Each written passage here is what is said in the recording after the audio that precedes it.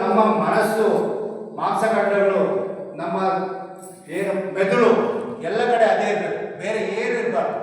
ಅವಾಗ ನಮಗೆ ಖಂಡಿತವಾಗಿಯೂ ಸಕ್ಸಸ್ ಅನ್ನೋದು ಸಿಗ್ತದೆ ಅಂತಕ್ಕಂಥ ಮಾತು.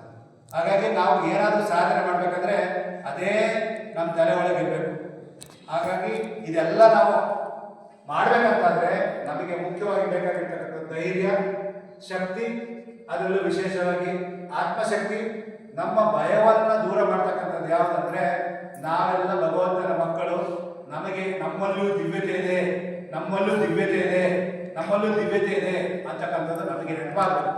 ಅದನ್ನೇ ವಿವೇಕಾನಂದ ಹೇಳ್ತಾರೆ, each soul is potentially divine, the goal is to manifest this divinity. ಪ್ರತಿಯೊಂದು ವ್ಯಕ್ತಿಯು ಅವನಲ್ಲಿ ದಿವ್ಯತೆ ಇದೆ, ಆ ದಿವ್ಯತೆಯನ್ನು ಪ್ರಕಟಪಡಿಸುವುದೇ ಅವನ ಜೀವನದ ಗುರಿ. Each soul is potentially divine, the goal is to manifest this divinity. Do this either by work, by controlling external and internal. By controlling his nature, external and internal. ಇದು ತುಂಬಾ ಇಂಪಾರ್ಟೆಂಟ್.